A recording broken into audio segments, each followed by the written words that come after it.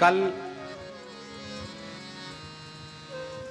जगत गुरु श्रीमदाद्य रामानंदाचार्य भगवान श्री वैष्णव मताब्ज भास्कर में अनुग्रह कर रहे हैं। प्रेम लक्षणा रस रूपा भक्ति की प्राप्ति का साधन क्या है, तो इसकी कल हमने चर्चा की। उदार कीर्ते श्रवणं च कीर्तनम् हरेर्मुदा संस्मरणं पदस्मृतिः समर्चनं बंदन दास्य सख्यानि न्यात्मार्पणं सा नवधेति गीयते। इस श्लोक की कल हमने चर्चा की। आज उसी का भक्ति योग का निरूपण करते हुए, उसी का विस्तार करते हुए भक्ति योग की निष्पत्ति में भक्ति योग के अंग व्रत आदि भी हैं और उन समस्त व्रतों में एकादशी व्रत सबसे श्रेष्ठ है।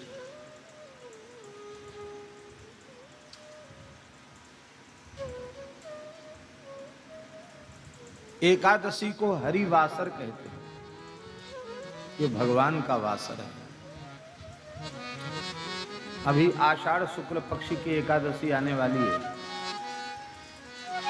श्री पंढरपुर में वारी यात्रा जो निकलती है, 10 लाख से ऊपर लोग होते हैं और पैदल चलकर आलिंदी से पंढरपुर तक जाते हैं। वारी करने वालों को ही वारकरी कहा जाता है।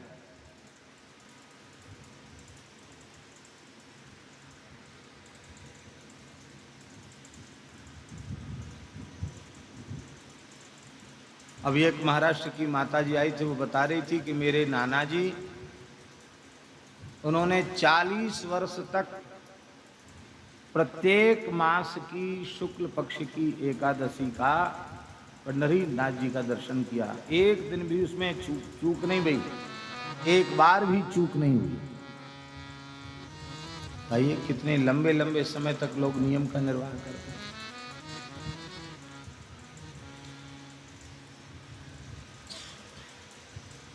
यह एकादशी भगवान का प्रेम प्रदान करने वाली है, मोक्ष प्रदान करने वाली है।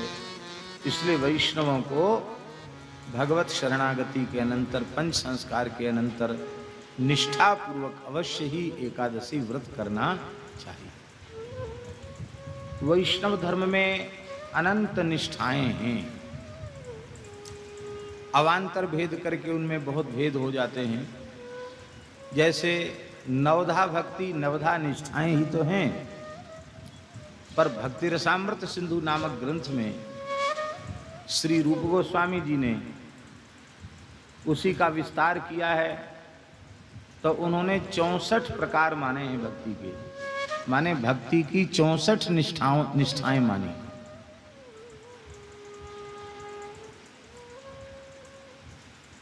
तो 64 निष्ठाएं हैं, और भेद करो तो और अवान्तर भेद करने से और अधिक हो जाएंगे। किंतु यदि हम ये कहें कि बहुत कम से कम निष्ठाओं में आप वैष्णव धर्म को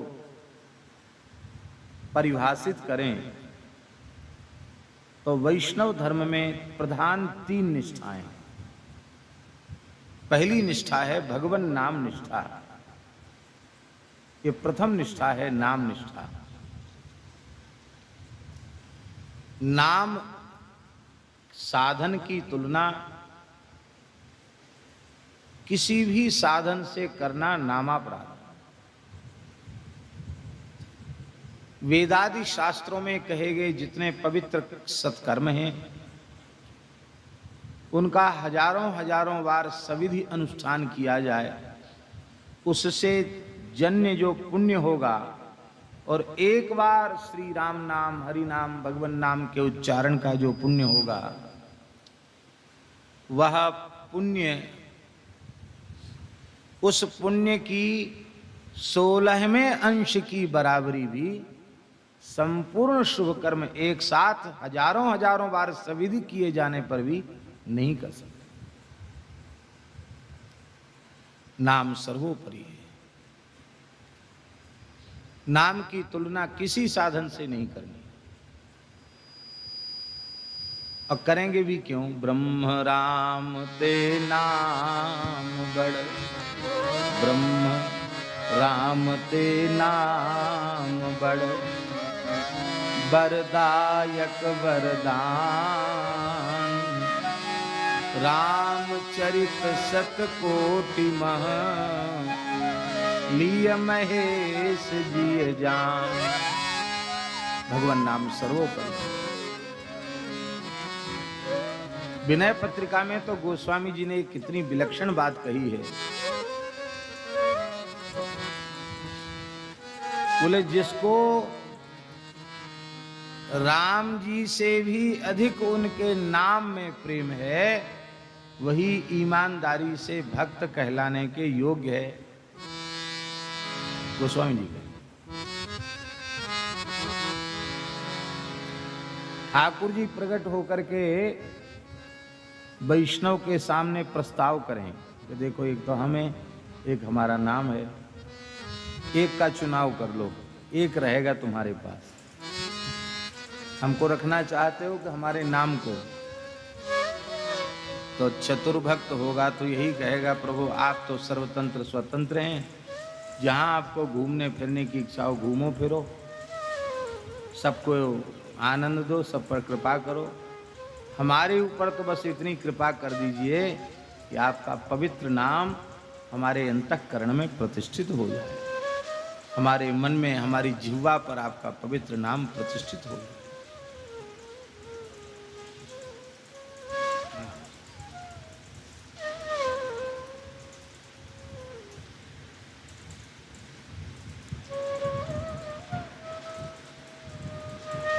दूसरी निष्ठा है तुलसी निष्ठा, वैष्णव धर्म।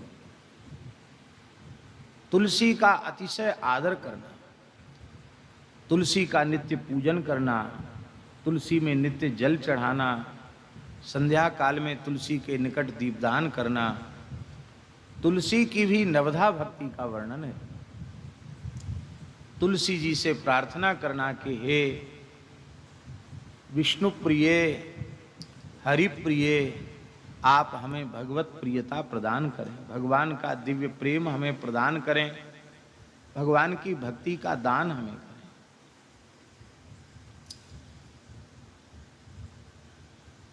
तीसरी निष्ठा है एकादशी व्रत निष्ठा। महाराज जी, नामदेव जी में तीनों निष्ठाएं। महाराष्ट्र के महान संत नामदेव महाराज में तीनों निष्ठाएं। नाम निष्ठा, क्या कहना नामदेव जी की नाम निष्ठा? नामदेव जी का नाम ही इसलिए पड़ा, उन्होंने नाम को ही अपना इष्ट देव माना। नाम ही है आराध्य देव, इष्ट देव जिनका, ऐसे श्री नामदेव जी। अद्भुत नाम निष्ठा है उनकी। उनकी तुलसी निष्ठा भी अद्भुत है। उनकी नाम निष्ठा, तुलसी निष्ठा का एक विलक्षण उदाहरण पंढरपुर में एक वहां के सबसे अधिक धनाढ्य व्यक्ति ने, श्रीमंत व्यक्ति ने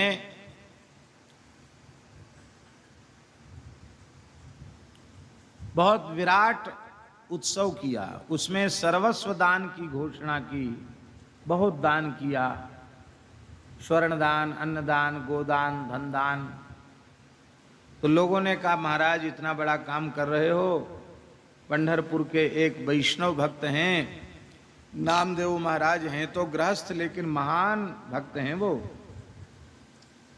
उनके यहाँ साधु सेवा होती है, गौ सेवा होती है, उत्सव होते रहते हैं, तो आपके धन का उत्तम उपयोग होगा, आप उनको भी कुछ धन जरूर दें। तो उन्होंने संदेश भेजा। नामदेव जी ने कहा न तो हम साधु हैं और न हम ब्राह्मण हैं, तो हम दान के पात्र नहीं, हमको नहीं चाहिए। हम तो जो कुछ अपने परिश्रम से करते उसी से सेवा करते हैं। लेकिन जब बार बार आग्रह बढ़ता चला गया तो नामदेव जी ने सोचा बेचारा दुखी होगा तो जाना चाहिए। नामदेव जी पहुंच गए। उसने कहा महाराज ले लो, कुछ जो आप कह दोगे सो ही आपको देंगे, क्यों आप तो बड़े त्यागी हैं, आपके मन में धन का लालच नहीं है, आप ही सच्चे पात्र हैं, आप जो कह दोगे सो हम देंगे, आप बोलिए। तो उन्होंने कहा कि जिस वस्तु में करोड़ों बीमारियां भरी हैं, रोग भरे हैं, उसको हम लेकर करेंगे क्या? जा में भरे कोटि रोग हैं, करोड़ों रोग धन में बढ़े हुए हैं, सारी बीमारियां धन की हैं, हम इसको लेकर क्या करेंगे? नहीं महाराज, आप हमारे यहाँ आने के बाद बिना लिए चले जाएंगे तो इससे तो हमारी भी बहुत बेइज्जती होगी, बदनामी होगी। आप तो महात्मा हैं, आपको क्या है, हमारी बड़ी बदनामी होगी, इतने बड़े आदमी के यहाँ जाके कुछ नहीं, खाली हाथ चले आए।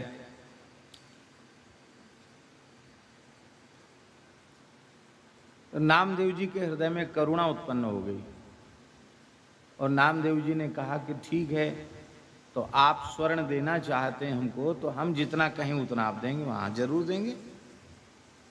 तो कहा एक तुलसी का पत्ता लाओ। एक तुलसी का पत्ता आ गया। उस तुलसी के पत्ता पर पूरा राम नाम नहीं लिखा, उन्होंने चंदन से लिखा रा। क्या लिखा? राम नहीं लिखा पूरा, केवल लिखा रा, और वो इसके बराबर तौल दो। तो वो सेठ हंसने लग गया। उसने कहा महाराज हम तो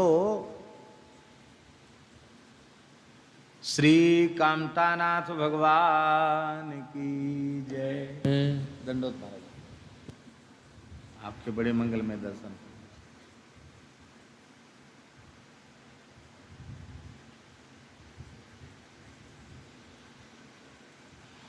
तो महाराज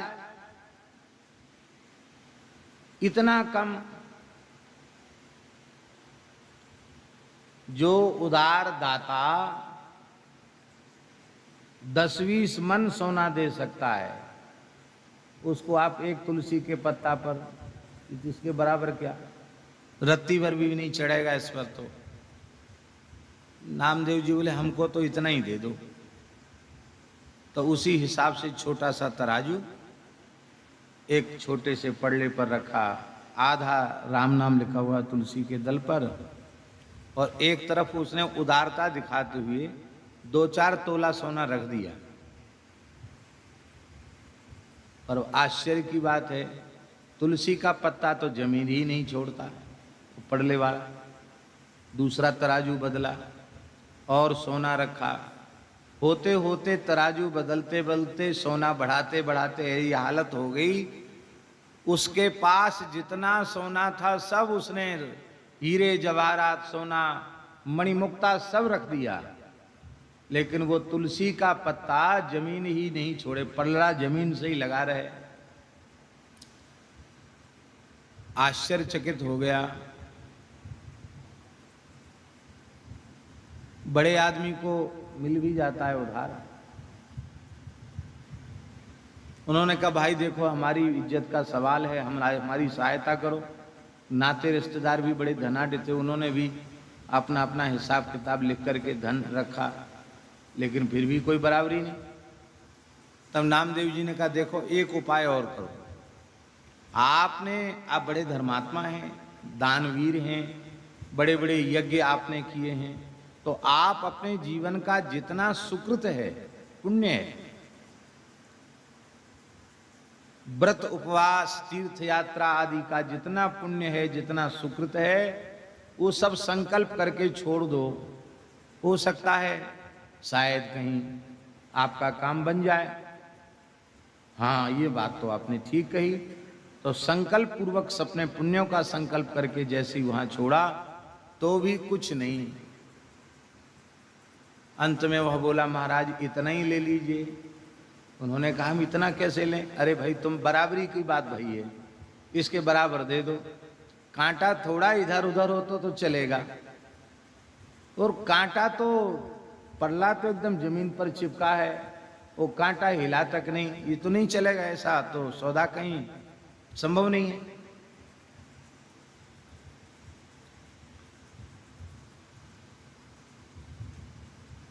तब आपने कहा, हमें किसी वस्तु की आवश्यकता नहीं है, आप इस धन को जिसको देना चाहें उसको दे दें।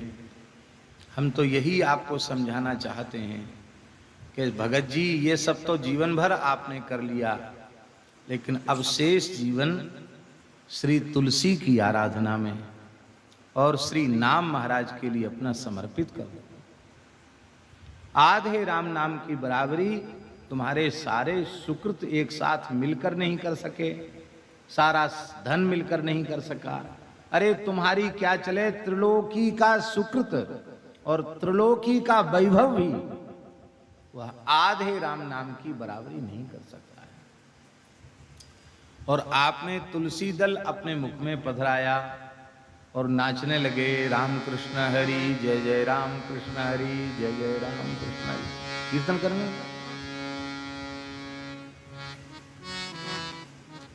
नामदेव जी की एकादशी निष्ठा भी ऐसी ही। प्रत्येक एकादशी नामदेव जी निर्जल करते हैं, कुछ भी ग्रहण नहीं करते। रात्रि को जागरण करते हैं, संकीर्तन करते हैं। स्वयं तो निर्जल करते ही हैं, परिवार में भी लोग कुछ ग्रहण नहीं करते हैं, और उस दिन किसी को भिक्षा भी नहीं देते हैं। अन्न नहीं देते किसी को भिक्षा में। ज्यादा कोई भूखा आ जाए तो दूध ले लो, फल ले लो, अन्न नहीं देते, न खाते न किसी को देते। तो उनकी व्रत निष्ठा की परीक्षा के लिए स्वयं पंढरीनाथ भगवान वृद्ध ब्राह्मण के रूप में आए और लाठी टेकते हुए आए, आकर के नामदेव जी के द्वार पर ही लुढ़क गए। नामदेव जी ने दौड़कर ब्राह्मण देवता को हाथ से पकड़ के उठाए बिठाए। महाराज क्या हुआ? अरे बोले, पता नहीं कितने दिन हो गए अन्न भीतर गया नहीं है, तो अन्न के बिना प्राण ही निकल रहे हैं, भूख के मारे जान निकल रही है, कुछ लाओ। तो आपने कहा कि अवश्य आपको हम देते, लेकिन आज तो आपको हम कुछ दे नहीं सकते, आप प्रेम से विराजें। कल द्वादशी को आपको पारायण करा के तब हम फिर प्रसाद पाएंगे, हम भी पारायण करेंगे, हमारी आज एकादशी है। तो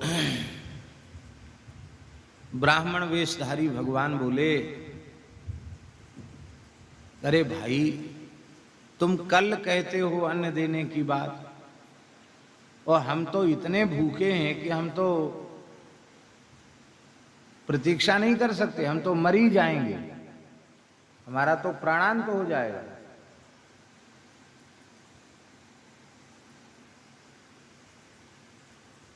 नामदेव जी ने कहा कि यदि ऐसा हो जाए तो इससे अधिक सौभाग्य की और क्या बात होगी, क्योंकि आप वृद्ध हैं। कितनी उम्र है? तो ठाकुर जी बोले 125 साल की है। बोले और कितना जियोगे? आप तो परमायु को भी पार कर गए, 120 साल की परमायु होती है।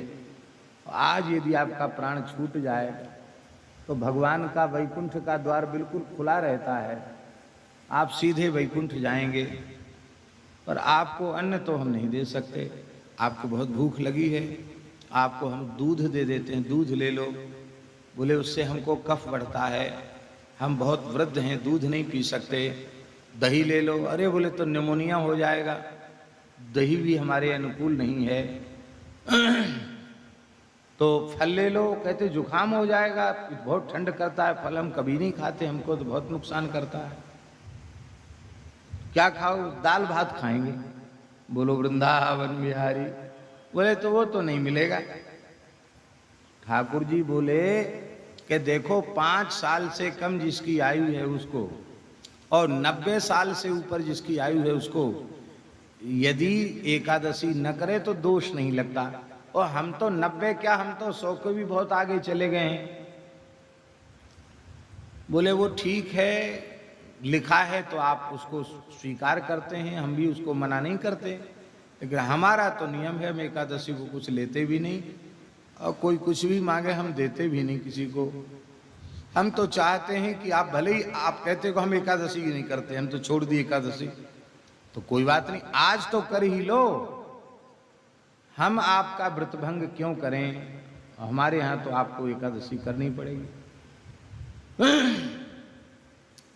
तमाम भीड़ वहाँ इकट्ठी हो गई। लोग कहने लगे हम लोग एकादशी नहीं करते हैं, हमारे घर में चल के आप भोजन कर लो, हम भी ब्राह्मण हैं, हमारे घर में खा सकते हो आप। ठाकुर जी बोले नहीं, हम तो इसी के दरवाजे पर प्राण देने आए हैं। ये जिद्दी है, हठी है, कहता नहीं खिलाएंगे, हम खाएंगे तो इसी के यहाँ खाएंगे, नहीं तो मर जाएंगे। और नाटक करते करते ठाकुर जी तो चारों खाने चित्त हो पधार गए।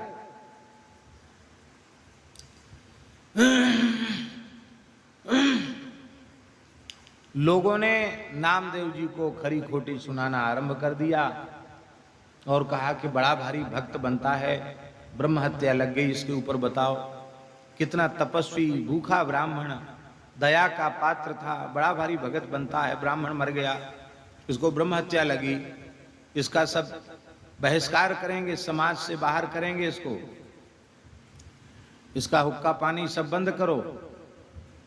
अब इसके कोई कुआं पे पानी नहीं भर सकता, इस ब्रह्म हत्या इसको लगी है। बोले हमने तुम्हारा त्याग कर दिया, तुम हत्यारे हो कह के चले गए।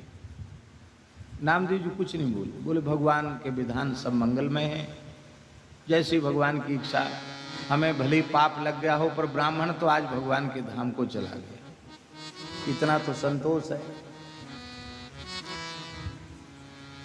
दिन भर व्रत किया, रात्रि में जागरण किया, ब्राह्मण का शरीर पड़ा हुआ है और प्रेम से परिवार सहित कीर्तन किया, जागरण किया। और जब प्रातः काल हो गया द्वादशी, तब आपने अपनी पत्नी और पुत्र से कहा कि देखो अब इस शरीर को ब्रह्म हत्या लग गई, अब ये पंढरीनाथ जी के दर्शन के योग्य तो रहा नहीं और सबने बहिष्कार भी कर दिया है, तो क्या अपनी एकादशी तो हो ही गई, तो हमको अनुमति दो, हम तो अब अग्नि प्रवेश करेंगे। पत्नी ने कहा हम भी करेंगे, पुत्र ने कहा हम भी करेंगे, तो ठीक है सब लोग चलो अग्नि में जीवित ही जल जाओ। तो खूब लकड़ी कंडा इकट्ठा करके बड़ी चिता बनाई और ब्राह्मण देवता के शरीर को पधरा दिया उस पर, और फिर खुद बैठना चाहते थे परिवार सहित, तो पहले अग्नि लगाई, जैसे ही अग्नि लगाई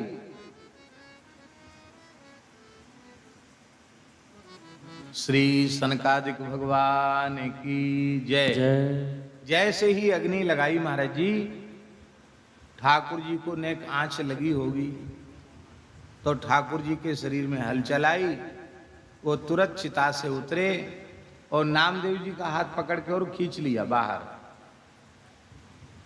ठाकुर जी ने। और वहां भीड़ इकट्ठी थी कि जिंदा जलना चाहता परिवार के सहित। भगवान ने उनको हृदय से लगाया और हृदय से लगाते हुए इस ब्राह्मण को तो सबने देखा, तत्काल वह ब्राह्मण अंतर्हित हो गया। लोगों ने यही देखा कि ब्राह्मण ने हृदय से लगाया, पर ब्राह्मण नहीं, साक्षात श्री पंढरीनाथ भगवान ने अपनी भुजाओं में भर के नामदेव जी को हृदय से लगाया। कहा तुम महान वैष्णव हो, तुम्हारी एकादशी निष्ठा की परीक्षा हमने ली और तुम उत्तीर्ण हुए। भगवान अंतर्धान हो गए, आप भाव विह्वल हो गए। तब आपने कहा कि वो ब्राह्मण नहीं, साक्षात पंढरीनाथ भगवान थे, तो वहां लोग जितने थे सबने नामदेव जी जिस निष्ठा से व्रत करते हैं उसी निष्ठा से व्रत करने का निश्चय किया। बोलो भक्तवत्सल भगवान की जय। देखो,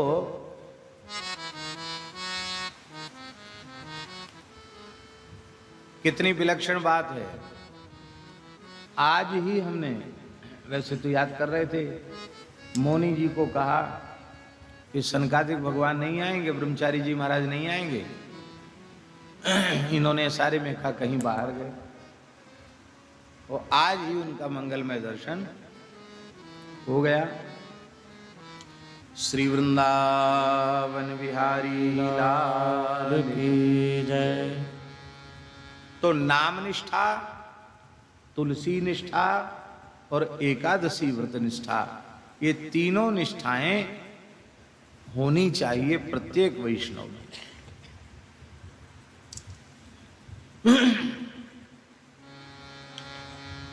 इसी बात को आचार्य चरण कह रहे हैं। एकादशीत्यादि महाव्रतानि, एकादशीत्यादि महाव्रतानि वै कुर्याद् विविधानि हरिप्रियाण्यथ विद्धा दशम्या यदि सारुणोदये सद्वादशीं तूपवसेद्विहायताम्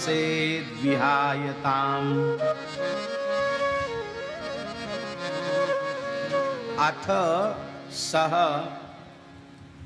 विधेयानि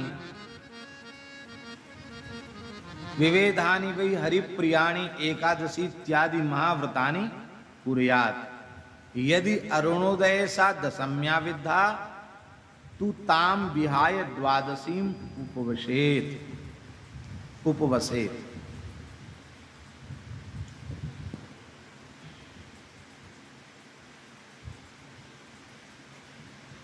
विवेद माने क्या होता है? विवेद माने होता है वेद रहित, वेद से रहित एकादशी करनी चाहिए, वेद रहित एकादशी करनी चाहिए, दसवीं विद्या नहीं करनी चाहिए। आचार्य चरण कह रहे हैं कि भक्ति के निरूपण के अनंतर व्रतों का निरूपण कर रहे हैं। वैष्णव का धर्म है वह वेद रहित हरिप्रियादि व्रत करें। केवल एकादशी वेद रहित नहीं, जितने भी व्रत हैं वैष्णव को वेद रहित ही करना चाहिए। एकादशी इत्यादि महाव्रतों को करे। यदि अरुणोदय के काल में एकादशी दशम्या विद्या है, दसवीं से विद्या है, तो फिर एकादशी को नमस्कार करके, माने उस एकादशी को न करे, द्वादशी में ही व्रत करे। किंतु दसवीं विद्या एकादशी किसी भी स्थिति में न करे। ये आचार्य चरण ने निर्देश किया है।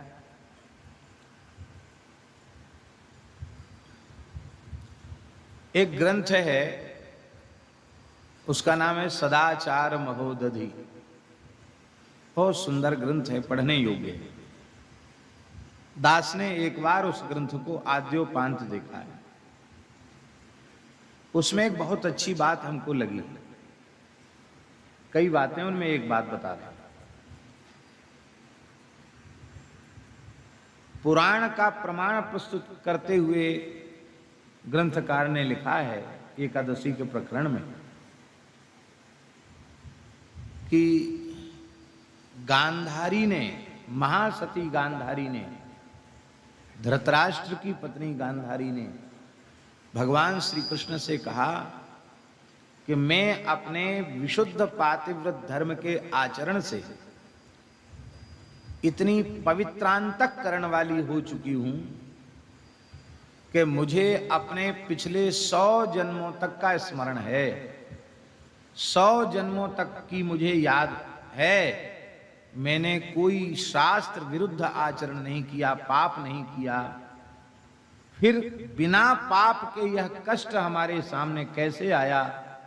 मेरे 100 पुत्र हुए, पर आज 100 में से एक भी हमको मुखाग्नि देने के लिए, बुढ़ापे में हमारी सेवा करने के लिए एक भी पुत्र उपस्थित नहीं। तो मुझे तो अपने 100 जन्मों की याद है,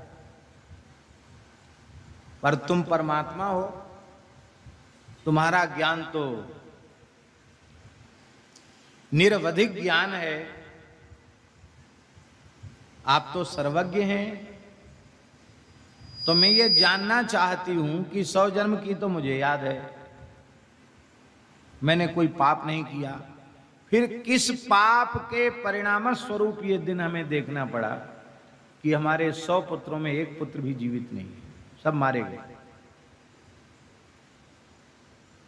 तो भगवान ने वहां उत्तर दिया है कि तुमने जो कहा बिल्कुल ठीक कहा। 100 जन्म में तुम्हारे कोई पाप नहीं है, पर 100 जन्म के पहले जो जन्म था, उस जन्म में तुमने 10वीं विद्या एकादशी की थी, उसके पाप से तुम्हारे 100 पुत्र मारे।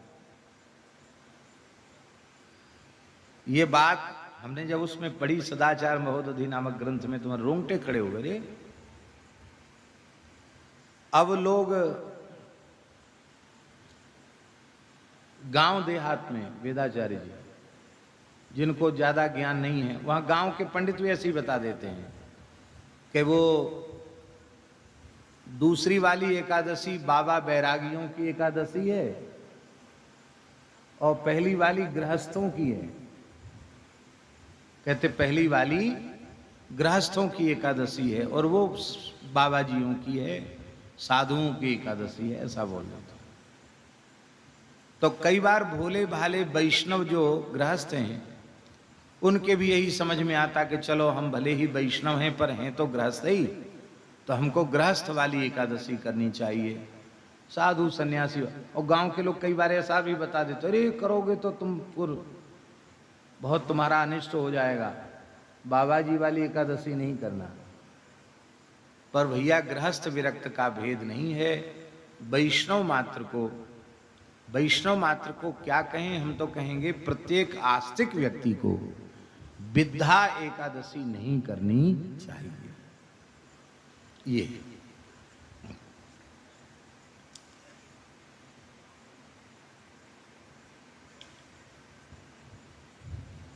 महाव्रतों के अनुष्ठान से पापों का विनाश तो होता ही है, भगवान में प्रेम उत्पन्न होता है, और वे जितने एकादशी आदि महाव्रत हैं उन सभी को वेद रहित तिथि में ही करना चाहिए, वेद से युक्त तिथि में नहीं करना चाहिए। ये बात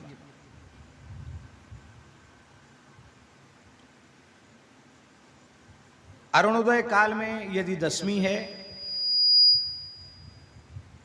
तो उस दिन आप एकादशी मत करो। भले ही द्वादशी तिथि में ही आपको व्रत करना पड़े तो भी आप व्रत करो। कई बार लोग कहते हैं, ज्योतिष पढ़े लिखे लोग, अरे एकादशी तो है ही नहीं, द्वादशी ही है, करो द्वादशी में व्रत करो, कोई बात नहीं, उसमें दोष नहीं है।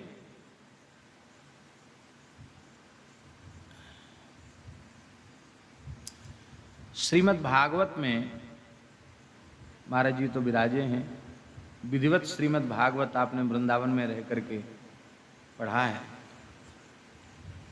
परम भागवत अम्बरीश जी के चरित्र में सुखदेव जी क्या कह रहे हैं?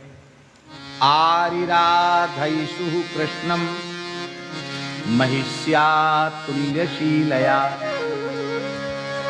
युक्तः सांवत्सरो वीरः दधार द्वादशी व्रतम। सांवत्सरो वीरो दधार द्वादशी व्रतम। एकादशी व्रतम दधार नहीं कह रहे हैं, द्वादशी व्रतम दधार। माने द्वादशी प्रधान एकादशी व्रत किया, इसका आशय। भगवान नारायण की तिथियों में द्वादशी तिथि भगवान को विशेष प्रिय। विद्या न करे भले ही द्वादशी में व्रत करना पड़े। और इस विषय को और आगे भी विस्तृत रूप में उन्होंने व्याख्यान किया है। शुद्धा दशम्या, आगे के श्लोक में, शुद्धा दशम्या सूयतेति भेदतो एकादशी सा द्विविधा विबुध्यताम् वेदोऽपि बोध्यो द्विविधोरुणोदये सूर्योदये वा दशमी प्रवेशता।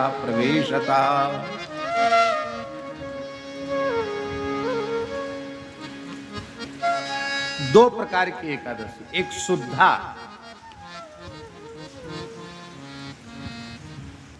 और एक वेदयुक्ता। ये दो प्रकार की। शुद्धा च दशम्या सुयुता इति भेदता सा एकादशी द्विविधा इति विबुध्यता। दो प्रकार की। वेद भी दो प्रकार का है।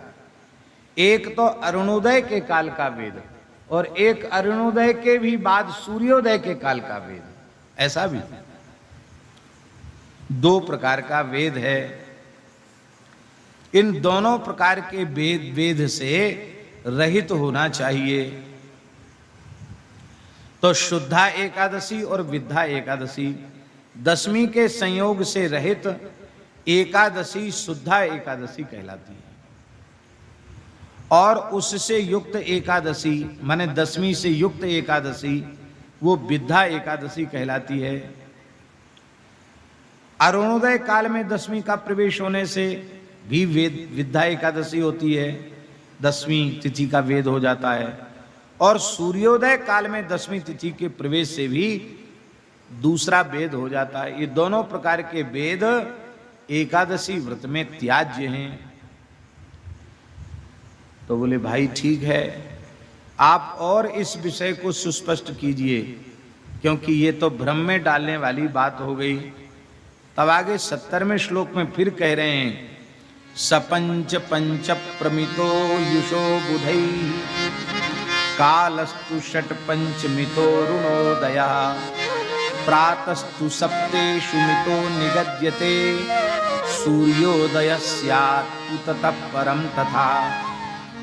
बहुत ही सुंदर बात कह रहे हैं।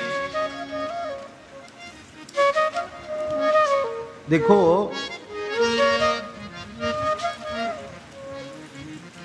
ये काल के परिमाण को पहले हमें जानना चाहिए। एक और दिन रात में 24 घंटा होते हैं।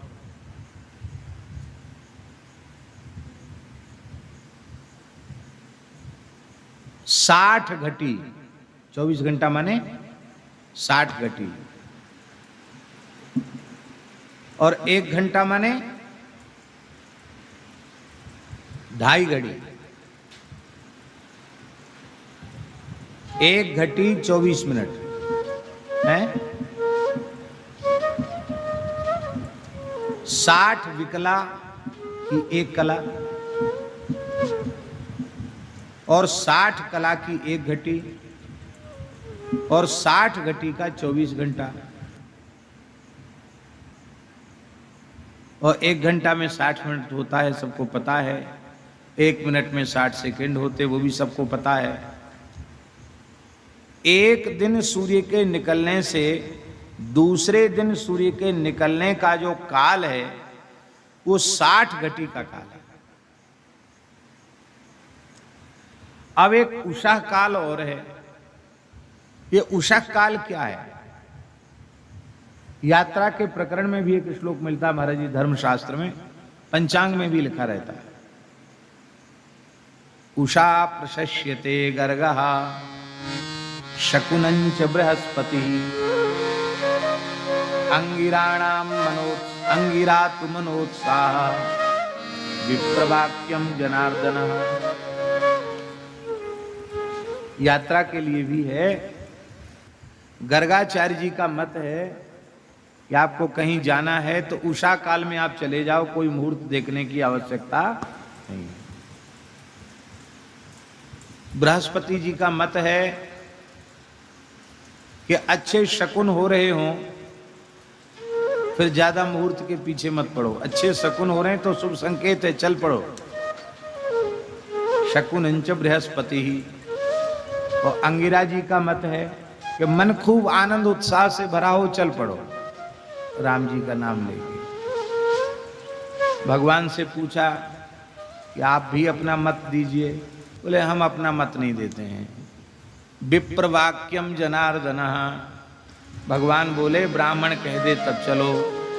और ब्राह्मण बिना पत्रा देखे बोलेगा ही नहीं। वो तो एक बार भाई ब्राह्मण से पूछोगे तो ब्राह्मण प्रामाणिक है, और वो प्रामाणिक ब्राह्मण बिना शास्त्र के कैसे बताएगा। इसलिए भगवान कहते भाई ज्योतिष शास्त्र है, किसी दैवज्ञ ब्राह्मण से पूछो कि हमको ये काम करना चाहिए कि नहीं, हमें जाना चाहिए कि नहीं। वो कह दें तो आप चले जाओ। मुहूर्त का बड़ा भारी प्रभाव होता है, बहुत भारी प्रभाव होता है मुहूर्त का। वाल्मीकि रामायण में एक संकेत है,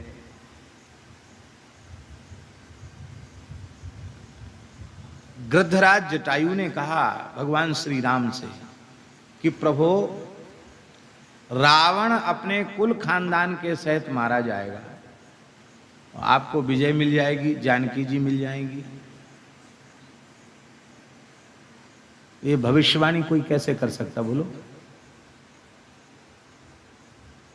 तो जटायु कह रहे हैं कि रावण ने विंद नामक अशुभ मुहूर्त में जानकी का हरण किया है, और उसका फलादेश यही है कि इस अशुद्ध मुहूर्त में काम करने वाला व्यक्ति वो नष्ट हो जाता है अपने कुल खानदान के सहित। आप विचार करो, चोरी जैसा काम भी मुहूर्त से। अब चोरी ही तो की जानकी जी की। हमारे यहां खेत बोने का भी मुहूर्त होता है, बीज बपन का मुहूर्त, हल चलाने का मुहूर्त। और पुराने किसान वे मुहूर्त के अनुसार कृषि करते थे, तो किसी किसान को आत्महत्या नहीं करनी पड़ी। मुगल काल में, अंग्रेजी शासन काल में बड़ी बड़ी लगान चुकाने के बाद भी किसानों ने धैर्य नहीं खोया, वे आत्महत्या जैसा जघन्य पाप उन्होंने नहीं किया। और आज किसको पता है मुहूर्त का? सब कार्य मुहूर्त से ही करना चाहिए। एक नैमिषारण्य के शास्त्री जी थे,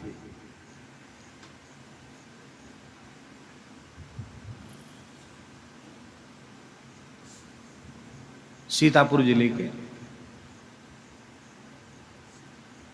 वैसे रहते तो खीरी लखीमपुर है ना, वहां भी रहते थे। बड़े महात्माई थे, हमारे पूज्य गुरुदेव भक्तमाली जी से बड़ी निकटता से जुड़े थे, बड़े तितिक्षु थे, बहुत भजनानंदी थे, और बहुत अच्छे विद्वान थे, ज्योतिष के भी बहुत अच्छे विद्वान थे। यद्यपि वो पहले तो ज्योतिष का कार्य करते थे, बाद में जब वानप्रस्थी जैसे हो गए तो सब काम छोड़ दिए थे। ज्योतिष का काम भी नहीं करते थे और कर्मकांड भी नहीं कराते थे, केवल भजन करते थे और बड़ी तितिक्षा से रहते थे। और महाराज जी से बड़ा स्नेह था उनका, बहुत श्रद्धा थी महाराज जी के प्रति। महाराज जी उसमें विराज रहे थे। हमने महाराज जी से कहा, महाराज जी मलुक पीठ में थोड़ा सा कुछ कार्य शुरू करना चाहते हैं, तो आप आज्ञा करें, कब शुरू करें? महाराज जी बोले हम ज्योतिष पढ़े नहीं हैं, सौभाग्य से शास्त्री जी उपस्थित हैं, शास्त्री जी ज्योतिष के विद्वान हैं, इनसे पूछ लो। तो हमने कहा महाराज जी आप कह दिए? बोले नहीं, तुम कहोगे तो भी तो वो मानेंगे, कोई बात नहीं है। तो हमने कहा महाराज जी से हमने पूछा था, तो महाराज जी ने कहा कि मुहूर्त आप बता दीजिए। तो उन्होंने कोई चक्र वक्र बनाया और मुहूर्त का शोधन किया, विचार किया, और मुहूर्त का शोधन करके बोले कि ये कार्तिक शुक्ल त्रयोदशी आएगी, और महीना वही चल रहा था कार्तिक का ही। आप यहाँ बाहर जाते भी नहीं कार्तिक में, तो कार्तिक शुक्ला त्रयोदशी को आप शिलान्यास कर दो।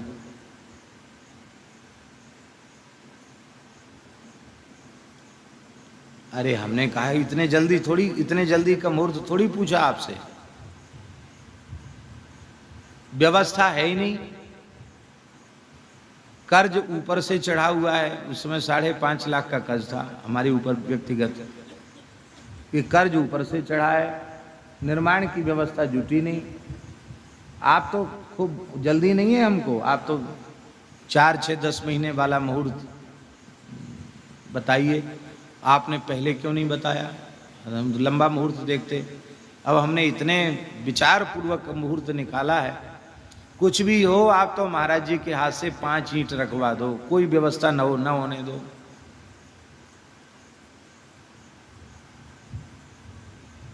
लेकिन अब मुहूर्त हमने जो निकाला है इसको टालो मत, आप महाराज जी के हाथ से 5 ईंट रखवा दो। तो हमने कहा कि शास्त्री जी व्यवस्था नहीं है, तो वो हंसने लगे, बोले आप चमत्कार देखना ज्योतिष शास्त्र का। जो मुहूर्त हमने निकाला है इसमें आप शिलान्यास करवाइए गुरुदेव के हाथ से, आप जब तक जीवित रहोगे कन्नी रुकेगी नहीं, सब जगह कुछ न कुछ निर्माण चलता रहेगा। हमको तो बहुत कुछ दिखाई पड़ रहा है, आप कहते व्यवस्था नहीं है। उन्होंने कुछ ऐसी बात बता दी थी, हमने यही सोचा कि उत्साह दिला रहे हैं, तो हमने कहा महाराज जी शास्त्री जी तो कहते हैं, बोले ठीक है, या तो ब्राह्मण से पूछो मत, और पूछो तो फिर उसकी बात मानो। उनका ठीक है।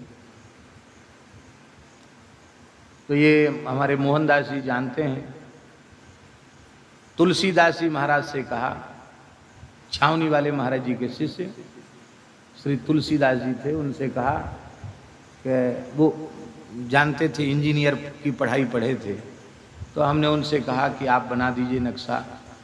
नक्शा तो उन्होंने बनाया, पर उनके नक्शे से निर्माण नहीं हुआ। वो कहते थे हम खड़े होकर सब निर्माण कराएंगे, लेकिन शर्त ये है कि पहले 10 लाख रुपए हमको दो, तब काम शुरू होगा। उनको नहीं चाहिए था पैसा, माने 10 लाख रुपया हो तो काम शुरू करो। तो नक्शा तो रख लिया, कच्चा नक्शा उनका, पर उनको फिर हमने कहा ही नहीं दोबारा, हमने कि ना होना है ना करना है, नमस्कार है। पर आश्चर्य की बात है कि जैसे ही मुहूर्त से शिलान्यास कराया, चाहते हुए न चाहते हुए किसी न किसी प्रकार से हम तब से देख रहे हैं, तब से लेके अब तक लगातार निर्माण कहीं बंद नहीं। अब जड़खोर तो इतनी बड़ी जगह तो कहीं न कहीं निर्माण चलता रहता है। उसके बाद कितना निर्माण हुआ कोई ठिकाना नहीं। आज भी कुछ न कुछ निर्माण, नहीं चाहते फिर भी शुरू चल रहा है। मुहूर्त का प्रभाव तो होता ही, ये बात देखने की है, प्रत्यक्ष है।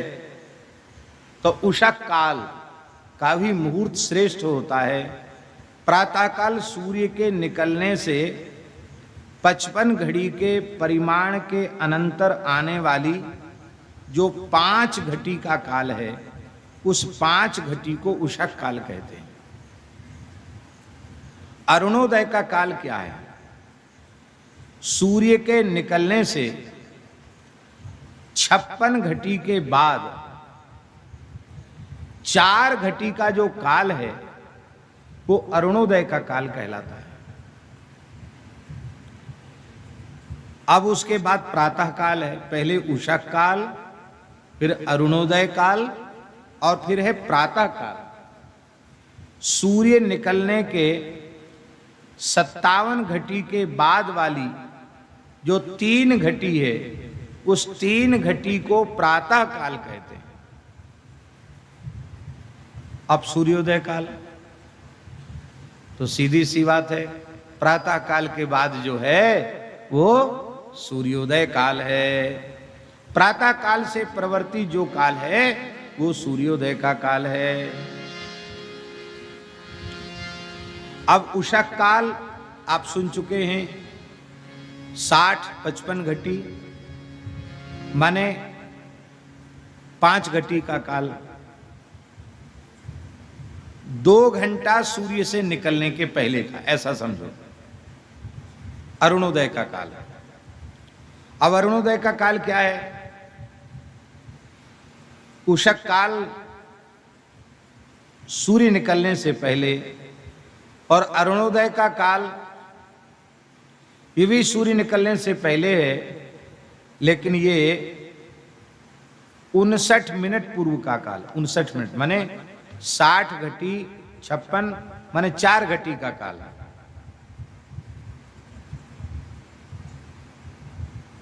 उनहत्तर मिनट का काल। और फिर सूर्योदय काल है, 3 घटी का जो काल है वो सूर्योदय का काल है।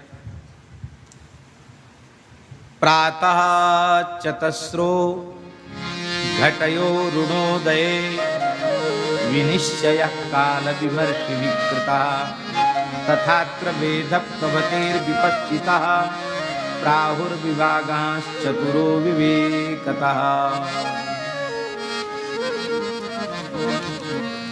कहते हैं देखो,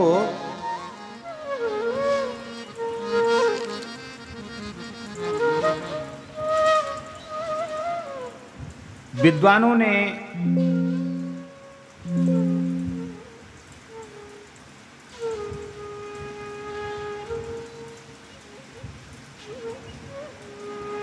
जो काल का विमर्श किया है, विचार किया है, काल तत्व का विमर्श करने वाले मनुष्यों के द्वारा प्रातः चतस्रः माने 4 घटी अरुणोदय काल होता है, ऐसा निश्चय किया गया है।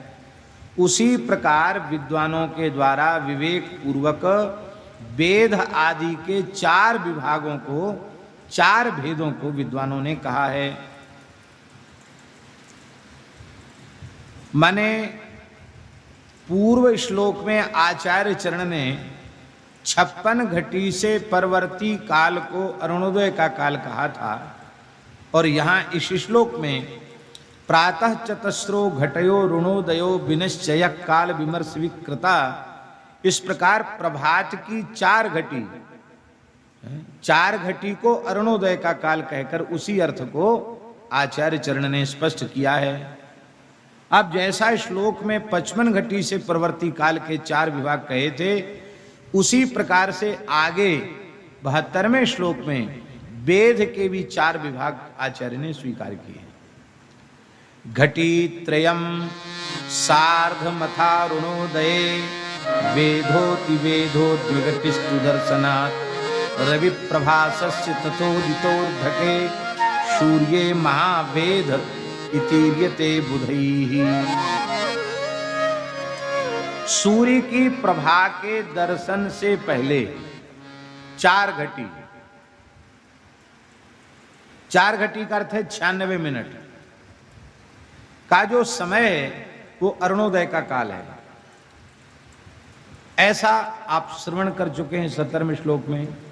और उस अरुणोदय के काल में उत्तरवर्ती 12 मिनट के पश्चात 3.5 घटी माने 84 मिनट का जो समय है, उसको 10वीं के, उसमें यदि 10वीं का संयोग हो जाए तो उसको वेद कहा जाता है।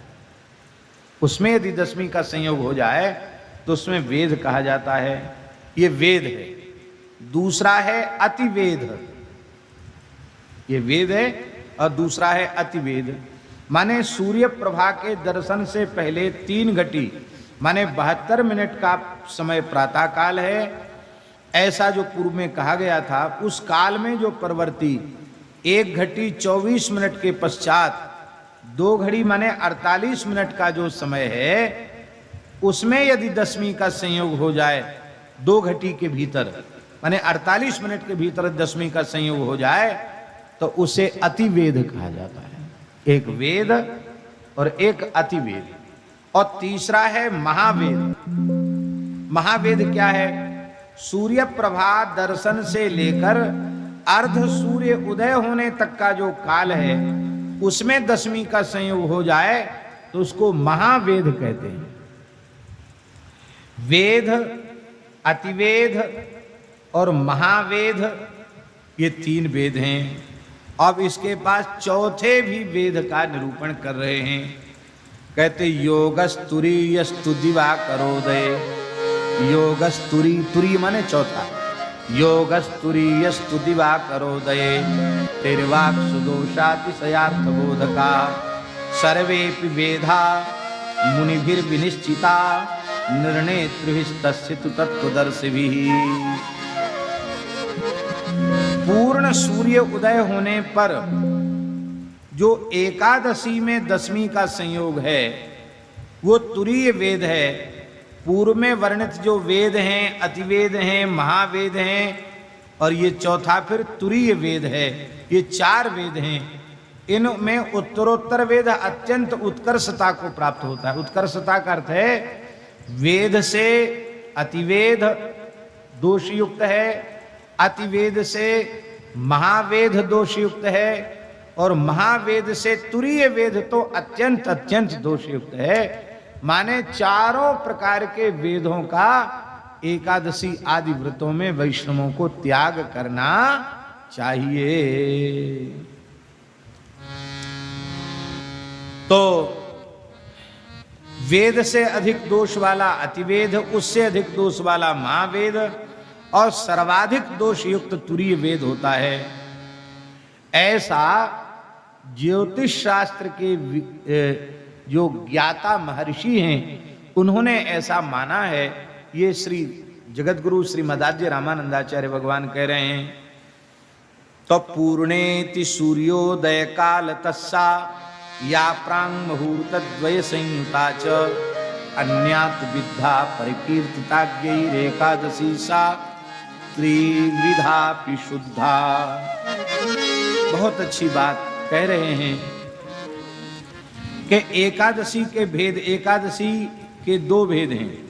एक है शुद्धा और एक है विद्धा।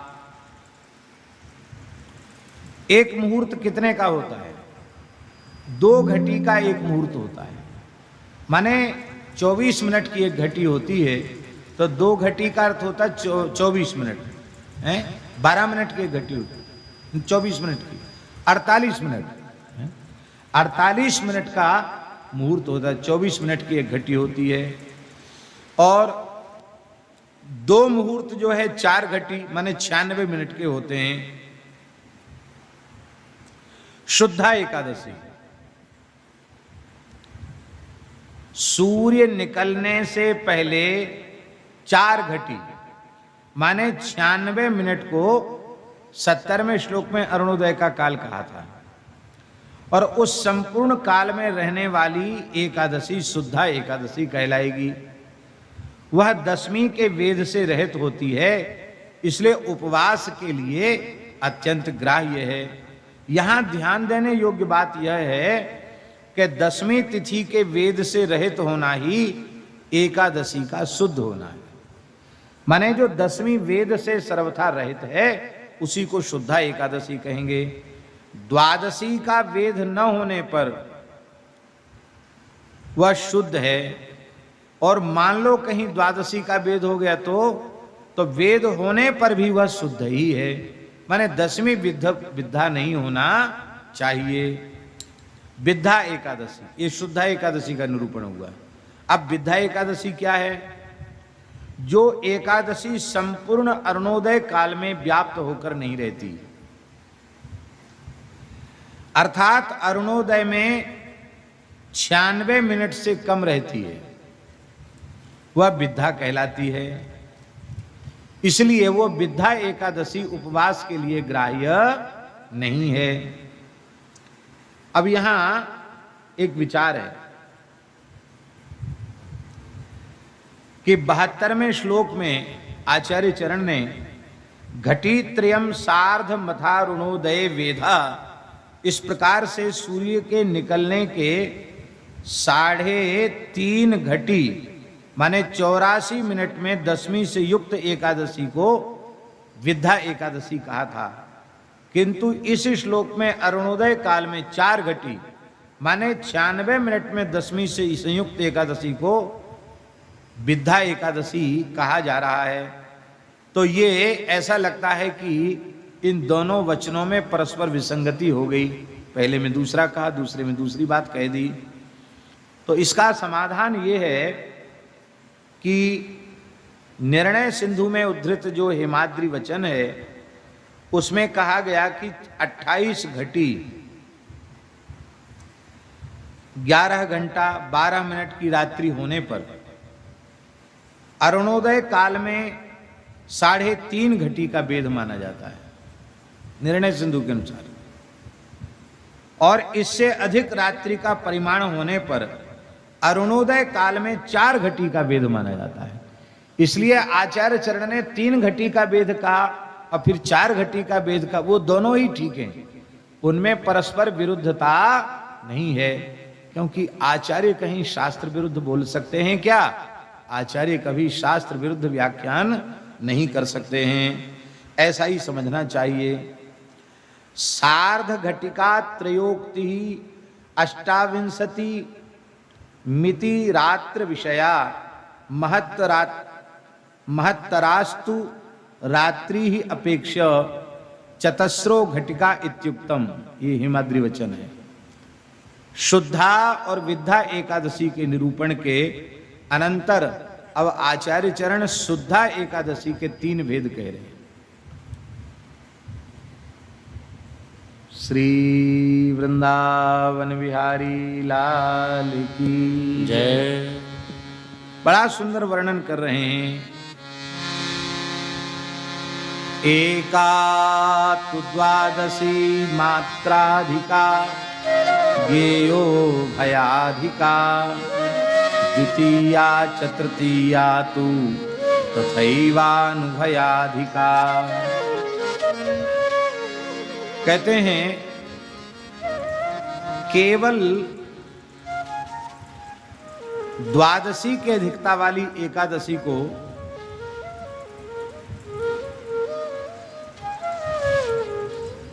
द्वादशी मात्राधिका माने कोई तिथि 60 घटी से भी न्यून होती है और कोई 60 घटी की होती है और कोई उससे अधिक हो जाती है। तो जब द्वादशी तिथि का परिमाण 60 घटी से अधिक हो और एकादशी का परिमाण 60 घटी से न्यून हो तो वह प्रथम शुद्धा एकादशी मानी जाती है। अब उभयाधिका क्या है? जब द्वादशी तिथि का परिमाण 60 घटी से अधिक हो और एकादशी का भी 60 घटी से अधिक हो तब उसे द्वितीय शुद्धा एकादशी कहा जाता है। अनुभयाधिका ये तीसरा भेद है। जब एकादशी और द्वादशी दोनों तिथियों का परिमाण 60 घटी से कम हो तब तृतीय शुद्धा एकादशी कही जाती है। और महाराज आगे वर्णन कर रहे हैं, तत्राद्यातु परैवास्ति ग्राह्या विष्णु परायण शुद्धाप्येकादशी हिया परतो द्वादशी यदि। कहते हैं कि पूर्व श्लोक में त्रिविध शुद्ध एकादशी का वर्णन किया गया था। अब द्वादशी तिथि का परिमाण अधिक तथा एकादशी का परिमाण कम हो तब अरुणोदय काल में दशमी के वेद से रहित वह एकादशी उसी दिन कालांतर में द्वादशी से संयुक्त हो जाती है। तो वह द्वादशी से संयुक्त भले ही है पर वह श्रेष्ठ है।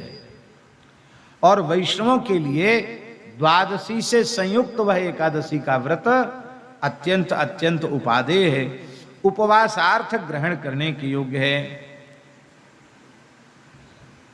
प्रथम दिवस दशमी के वेद से रहित एकादशी हो और इसके पश्चात 2 दिवस द्वादशी हो, 2 दिवस द्वादशी हो तो उपवास के लिए शुद्ध एकादशी का भी त्याग करके जो 2 द्वादशी हो गई हैं, तो उनमें जो पहली द्वादशी है उस पहली द्वादशी को एकादशी का व्रत करना चाहिए। शुद्ध एकादशी के पश्चात 2 दिन द्वादशी होने पर शुद्ध एकादशी भी वैष्णवों के द्वारा त्याज्य है। इसका तात्पर्य यह है, इस परिस्थिति में वैष्णव किस दिन उपवास करे, ऐसी जिज्ञासा होने पर उसका समाधान 77वें श्लोक में कर रहे हैं। उपोष्य द्वादशीम शुद्धाम तस्यामेव च पारणम उभयोः अधिकत्वेतु परोपोष्या विचक्षणैहि। माने जब अरुणोदय काल में 10वीं के वेद से रहित एकादशी हो और इसके अनंतर 2 दिन द्वादशी तिथि हो, तिथि माने द्वादशी बढ़ जाए, तो जब जो प्रथम द्वादशी होती है वह शुद्ध द्वादशी होती है और बुद्धिमान वैष्णवों को इस शुद्ध द्वादशी को ही एकादशी का व्रत करना चाहिए और आगामी जो दूसरी द्वादशी है उसमें उसका पारण कर लेना चाहिए। इस प्रकार से यह बात बताई गई। और अब विशिष्ट द्वादशी, महाद्वादशियां, जिनका शास्त्रों में विशिष्ट महात्म्य का प्रतिपादन है, उनका भी वर्णन किया जा रहा है। उन्मीलिनी, पंचांग में सब लिखी रहती है। उन्मीलिनी, वंजुलिनी, सुपुण्याः, सात्रिस्पृशा, थो खलु पक्षवर्धनी, जया तताष्टौ विजया जयंती, द्वादश एता इति पापनाशनी। ये द्वादशियां संपूर्ण पापों का विनाशी, पापों को नष्ट करने वाली है। उनमें उन्मीलिनी, पहली उन्मीलिनी, शुद्ध एकादशी से और अधिक शुद्ध एकादशी से और अधिक एकादशी से युक्त जो द्वादशी है वो उन्मीलिनी।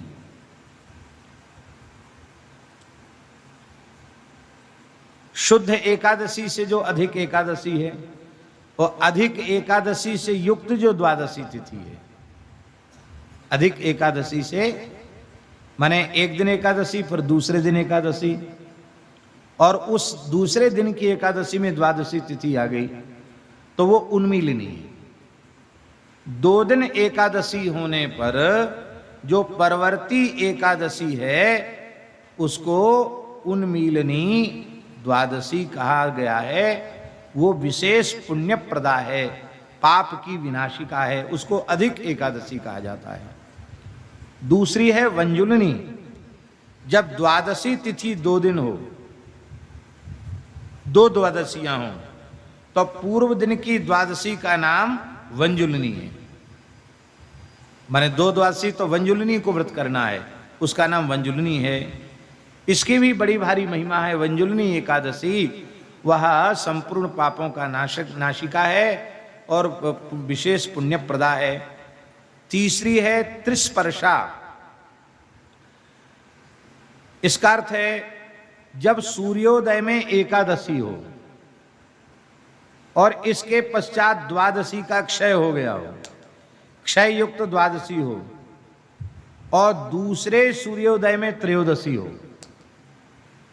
तो इस प्रकार की एक ही दिन में 3 तिथियों का स्पर्श होने से वो त्रिस्पृशा द्वादशी हुई। ये त्रिस्पृशा महाद्वादशी है। ये भी महाराज बहुत ही श्रेष्ठ मानी गई है। शास्त्रों में इसकी भी महिमा का वर्णन है। चौथी एकादशी है पक्षवर्धनी।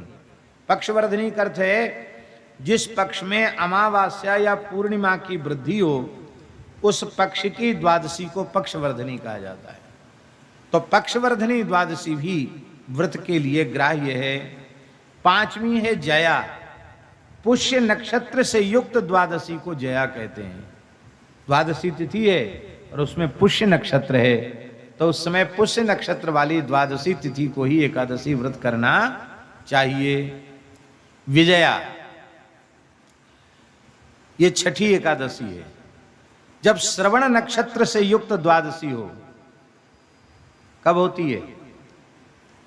वामन अवतार, भाद्र शुक्ल द्वादशी, इसको श्रवण द्वादशी कहते हैं, जिस तिथि पर भगवान वामन का अवतार हुआ, तो श्रवण नक्षत्र से युक्त जो द्वादशी है वो भी, वहां भी एकादशी को नमस्कार करके श्रवण द्वादशी भगवान के अवतार की तिथि होने के कारण श्रवण द्वादशी का ही व्रत करना चाहिए। श्रवण नक्षत्र से युक्त द्वादशी। सातवीं है जयंती, पुनर्वसु नक्षत्र से युक्त द्वादशी। पुनर्वसु नक्षत्र से युक्त द्वादशी है, उसको जयंती द्वादशी कहा जाता है। भगवान का नक्षत्र, श्री रघुनाथ जी का नक्षत्र भी पुनर्वसु ही है, तो पुनर्वसु नक्षत्र से युक्त जो द्वादशी है वो जयंती द्वादशी है। ये आ जाए तो जयंती द्वादशी करनी चाहिए। और आठवीं है पाप नाशनी। ये रोहिणी नक्षत्र से युक्त द्वादशी हो तो उसको पाप नाशनी कहा जाता है।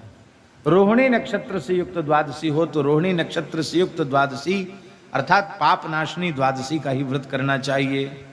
ये उपवास में उपयोगी 8 महाद्वादशियां हैं जो धर्म सिंधु आदि धर्म शास्त्रों में इनकी महिमा का वर्णन किया गया है।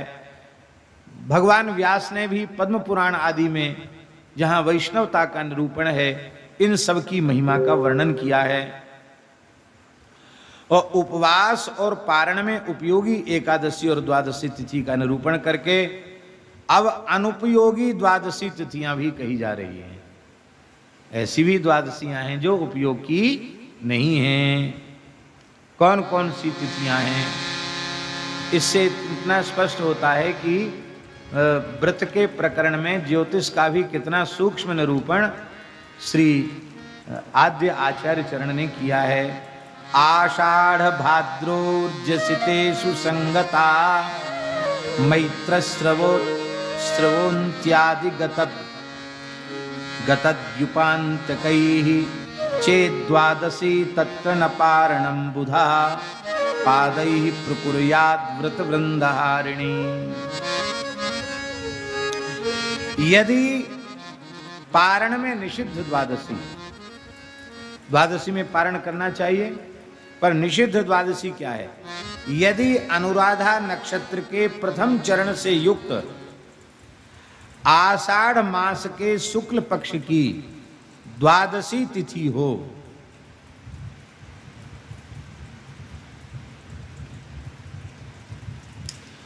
और इसी प्रकार श्रवण नक्षत्र के द्वितीय चरण से युक्त भाद्रपद मास के शुक्ल पक्ष की द्वादशी तिथि हो और तथा रेवती नक्षत्र के तृतीय चरण से युक्त कार्तिक मास के शुक्ल पक्ष की द्वादशी तिथि हो, तो बुद्धिमान वैष्णवों को आषाढ़, भाद्र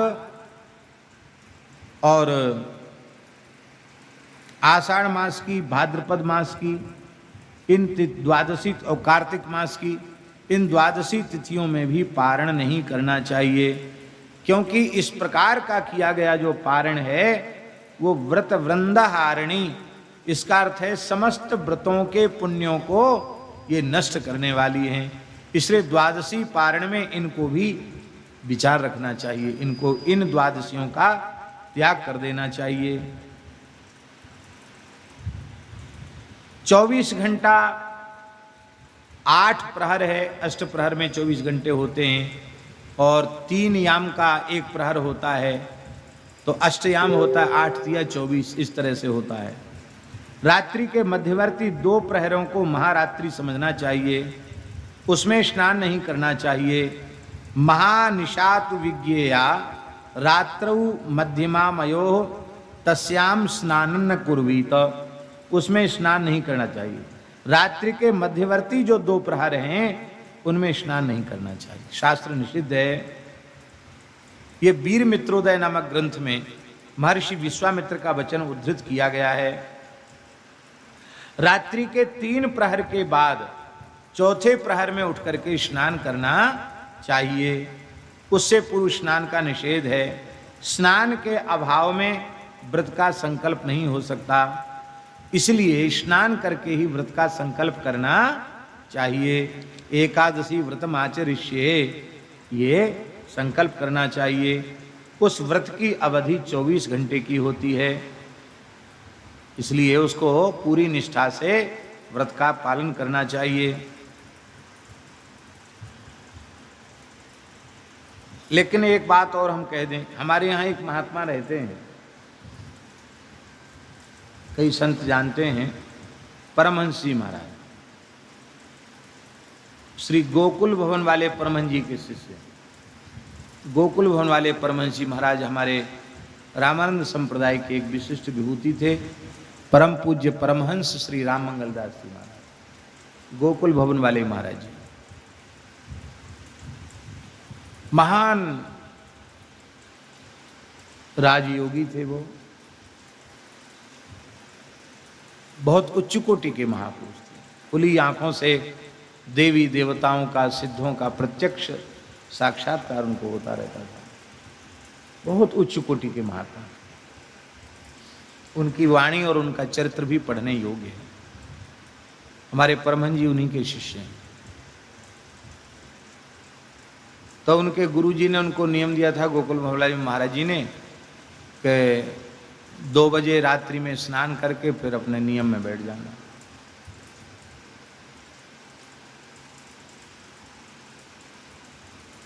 तो परमहंस जी उस समय 1:30 बजे रात को जमुना जी चले जाते, और महाराज गोता लगा के 2 बजे तक तो वो गुरु आज्ञा बिल्कुल अक्षर सा पालन होनी चाहिए। तो 2 बजे तक वो आसन पर आके बैठ जाते। अब लोगों ने मना किया, करे 1:30 बजे नहाने का कोई समय जमुना जी में, ये तो गलत करते हो। वो किसी की नहीं सुनते। एक दिन रात को बदमाश मिल गए, चोर डकैत, जमुना जी के किनारे। वो सब कुल्हाड़ी, फरसा, भाला और बंदूक वो सब लिए थे। बाबा इतनी रात को क्या कर रहा है यहाँ? तो कुछ बोले नहीं परमहंस जी। श्री सीताराम, जब ज्यादा पूछे पड़े, बोले श्री सीताराम, श्री सीताराम है, श्री सीताराम, श्री सीताराम करता है। क्या कर रहा है यहाँ इतनी बजे रात को? तो उन्होंने कहा हम स्नान करने आए। तुमको दिखता नहीं है? स्नान करने आए हैं। इतनी बजे रात को स्नान कर रहा है? जानते हो हम कौन हैं? हम चोर हैं, मार देंगे। तो उन्होंने कहा हम तो मरने के लिए वृंदावन आए, मार दो। पर रात्रि है कि दिन है, नहाना चाहिए कि नहीं नहाना चाहिए, इस संबंध में आप मेरे राम विचार नहीं करते हैं। क्यों? गुरु आज्ञा में विचार करने की आवश्यकता नहीं है। गुरुजी ने कह दिया कि 2 बजे आसन पर भजन की बैठ जाना, स्नान करके बैठना होगा, स्नान करके बैठते हैं। इसलिए तुम भले मार ना हो, मार दो, लेकिन हमको तुम कहे बाबा कल से मत आना, ये हम लोगों का समय है। बोले तुम्हारा समय रहे तो रहा है, लेकिन हम गुरु आज्ञा को तो नहीं टाल सकते, भले ही मार दो। इससे हम लोगों को ये शिक्षा लेनी चाहिए, गुरु वचनों में कितनी श्रद्धा है। मंत्र मूलम गुरोर वाक्यम, ये मंत्र मूल है। तो ये बात हमने इसलिए कह दी कि कोई दिव्य भगवत प्राप्त महापुरुष संत सदगुरु किसी साधक को कोई उपदेश कर देवें और उसके अनुसार वह करता है, तो उसमें तुम अपनी पंडिताई मत लगाओ। अरे तुम ऐसा क्यों करते हो? जिनके गुरुजी ने जैसा बता दिया वो करते हैं, आप उसको छेड़ो मत। आप जो कर सकते हो वह आप करो। यहाँ आगे आ जाएं स्वामी जी, इधर आ जाएं आगे, संतों की जगह इधर आ जाएं। तो ये स्नान के अभाव में व्रत का संकल्प नहीं हो सकता, इसलिए इस प्रकार की विधि दी गई है। श्री आचार्य चरण स्वामी रामानंदाचार्य जी ने 56 घटी के पश्चात अरुणोदय काल में वेद को माना है, किंतु कुछ विद्वान 56 घटी के पश्चात अरुणोदय काल में वेद मानते हैं श्री रामानंदाचार्य जी, किंतु कुछ विद्वानों ने 54 घटी के पश्चात वेद माना है। वो 54 घटी का जो वेद है उसको हम लोग उचित नहीं मानते हैं, क्योंकि 45 घटी के, हाँ 45 घटी के पश्चात वेद, 54 नहीं 45 घटी के पश्चात वेद को मानते हैं, वह उचित नहीं है। क्योंकि 45 घटी के पश्चात वेद मानने वालों को 24 घंटे का व्रत करने के लिए उनका अभिमत शुद्ध एकादशी के में रात्रि के मध्य में व्रत करने का संकल्प उनको करना पड़ेगा, और वो स्नान करके संकल्प के लिए ग्राह्य नहीं है। संकल्प करने के लिए स्नान करना पड़ेगा, और संकल्प के अनंतर ही, स्नान संकल्प के अनंतर ही व्रतारंभ होगा। मध्य रात्रि में किया जाने वाला स्नान शास्त्र निषिद्ध होने से त्याज्य होगा, और तब स्नान का अभाव होने से व्रत भी नहीं होगा। इसलिए 45 घटी के बाद अर्थात सूर्योदय से 15 घटी पहले वेद मानने वाला जो पक्ष है वो शास्त्र सम्मत न होने के कारण वैष्णवों के लिए ग्राह्य नहीं है। अरुणोदय वेद को स्वीकार करने वाले श्री आचार्य चरण के मत में अरुणोदय काल में 10वीं का वेद न होने पर शुद्धा एकादशी मानी जाती है। उसमें स्नान करके व्रत का संकल्प आदि किया जाता है। इस मत में 24 घंटे के व्रत का निर्विवाद रूप से निर्वाह हो जाता है। अतः 45 घटी के बाद वेद मानने के वचन का तात्पर्य कौमुतिक न्याय से अरुणोदय वेद होने पर एकादशी व्रत की निंदा के लिए है। इसलिए निर्णय सिंधुकार में के अनुसार अरुणोदय वेद की स्तुति के लिए अर्थात अरुणोदय वेद को ही मानना चाहिए। 45 घटी के वेद को मानना उचित नहीं है। इस प्रकार से ये बात कह रहे हैं। और बस अंतिम एक बात कह करके आज के प्रकरण को हम संपन्न करके कथा के क्रम को आगे बढ़ाएंगे, क्योंकि अब राम जी की चर्चा होनी, ये भी राम जी की ही चर्चा है। अब श्री राम नवमी की बात कह करके और हम इस प्रकरण को आज पूर्ण करते हैं। मासे मधौ या नवमी सुयुक्ता शुक्लादितीशेन शुभेन भेन करके महापुण्यतमा सुलग्ने जातोत्र राम स्वयमेव विष्णु। चैत्र मास में शुक्ल पक्ष की जो नवमी तिथि है वो महापुण्य जनिका है, महान पुण्यों को देने वाली है। शुभ पुनर्वसु नक्षत्र में मध्याह्न काल में कर्क लग्न में अयोध्या में स्वयं त्रिपाद विभूति नायक व्यापक भगवान, यहां विष्णु जो है विसल्द्री व्याप्तौ से विष्णु शब्द निष्पन्न होता है, जो कण कण में रमण करने वाले व्यापक भगवान श्री राम हैं। उन्होंने दशरथ नंदन के रूप में अवतार ग्रहण किया।